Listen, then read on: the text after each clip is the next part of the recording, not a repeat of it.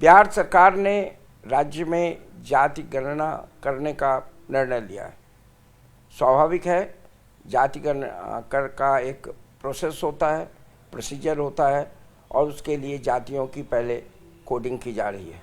जातियों की कोडिंग करने के पहले उन्होंने जो घर हैं उसकी भी कोडिंग की है।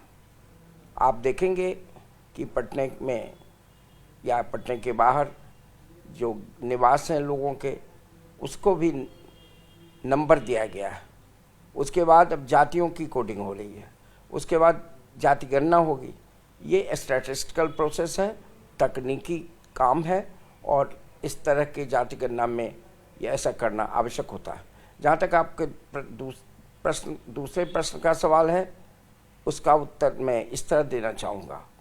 बिहार में 30 साल के शासन के बाद जो पिछड़ी जातियां हैं, जो मंडल वाली राजनीति के अगुवा रही हैं और जिन्होंने पिछले 30 साल में बिहार का शासन किया है, चाहे वो लालू जी का शासन हो, उनकी पत्नी का शासन हो 15 साल तक, या फिर नीतीश कुमार जी का पिछले 15 साल का शासन हो, ये मंडल राजनीति का ही परिणाम है।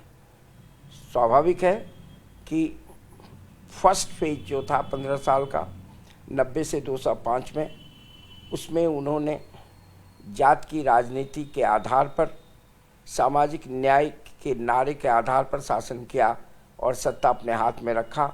और मैं मानता हूँ कि उसका जातियों, खास करके पिछड़ी जातियों के राजनीतिक उत्कर्ष में योगदान है। बाद में जो 15 साल नीतीश जी का शासन का आया, उसमें उन्होंने सोशल जस्टिस के अलावे आर्थिक विकास और सुशासन को भी जोड़ा और एक ऑल्टरनेटिव राजनीति के तहत उन्होंने अगले 15 साल शासन किया। अब ये 30 साल का मंडल पॉलिटिक्स थक गया है, वेयर आउट कर रहा, अंग्रेजी में कहें तो डिमिनिशिंग रिटर्न्स इस राजनीति का हो रहा है। लोग को ऐसा लगता है कि यह काफ़ी नहीं है, तो स्वाभाविक रूप से मंडल पॉलिटिक्स को रिवाइव करने की कोशिश की जा रही है। लोहियावादी राजनीति, खासकर जो जाति पर आधारित राजनीति थी, उसको फिर से जीवित करने का प्रयास हो रहा है। इसका महत्व अब इसलिए भी बढ़ गया है कि बीजेपी ने धर्म आधारित राजनीति को आगे बढ़ाया है और उसके आधार पर उसने पिछले 9 साल से सत्ता कायम की है। मैं ये नहीं कहता कि बीजेपी या इसके पहले मंडल राजनीति के जो लोग थे उन्होंने और कोई काम नहीं किया, लेकिन यह मैं कहना जरूर चाहूँगा कि पहले जाति के आधार पर बिहार में शासन चलाया गया, उसका लाभ लिया गया जाति का, और अब धर्म के नाम पर पूरे देश में राजनीति को पोलराइज किया जा रहा है। इसके काट के रूप में भी जाति को खड़ा करने का प्रयास हो रहा है। जो लोग आज जाति गणना कर रहे हैं या जाति गणना का अगुवा बने हुए हैं, वो आज की तिथि में बीजेपी के कमंडल पॉलिटिक्स का प्रतिकार करते हैं।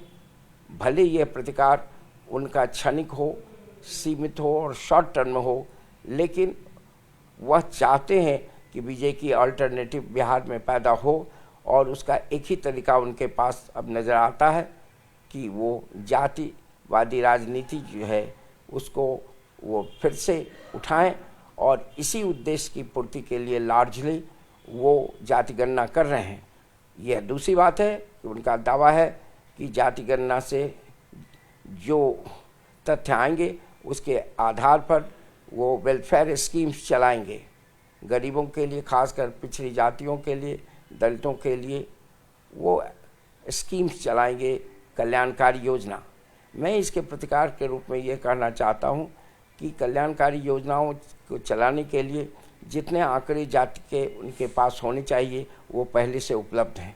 उनको मालूम है कि सरकारी स्कूलों, विद्यालयों में, सरकारी विश्वविद्यालयों में पिछड़ी जाति के और दलित वर्ग के अधिकांश बच्चे बच्चियां पढ़ती हैं। फिर उनका बुरा हाल क्यों है? उनको ये मालूम है कि लैंड रिफॉर्म्स दलितों का भला करेगा, फिर भी वो लैंड रिफॉर्म्स नहीं करते। तो यह स्पष्ट करता है कि ये वेलफेयर स्कीम्स का आधार तैयार करने के नाम पर जाति गणना की दुहाई देने वाले लोग इसका उपयोग राजनीति के लिए कर रहे हैं, राजनीतिक सत्ता को रिटेन करने के लिए कर रहे हैं और फिर उस राजनीतिक सत्ता को पूरे देश में फैलाने का प्रयास कर रहे हैं।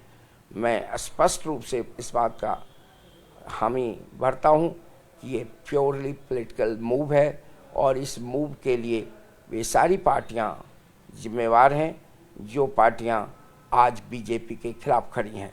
इसका यह कहीं मतलब नहीं है कि बीजेपी आज देश में जो कर रही है या करवा रही है वह सब सही है, लेकिन ये विश्लेषण के तौर पर मैं मानता हूँ कि ये रिलीजन बेस्ड पॉलिटिक्स को काउंटर करने के लिए और फिर सत्ता को रिटेन करने के लिए मंडल पॉलिटिक्स के लिए ये जाति गणना हो रही है।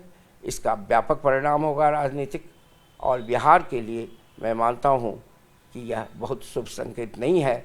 बिहार एक बार फिर जाति के मामले में फंसेगा, जाति के दलदल में फंसेगा और कम्युनिटी बेस्ड जस्टिस में उलझ कर रह जाएगा, जबकि ज़रूरत इस बात की है कि हम इंडिविजुअल जस्टिस की ओर बढ़ें।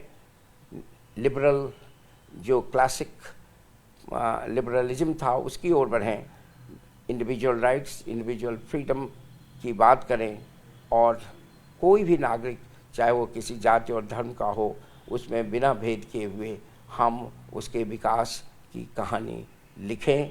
लेकिन आज की जो राजनीतिक पार्टियां हैं बिहार की खासकर, वो यह नहीं चाहती, वो चाहती हैं कि वो जाति और धर्म के आधार पर राजनीतिक सत्ता अपने हाथ में लें और उसको रिटेन करें। यह शुभ नहीं है बिहार के लिए, देश के लिए, मानवता के लिए।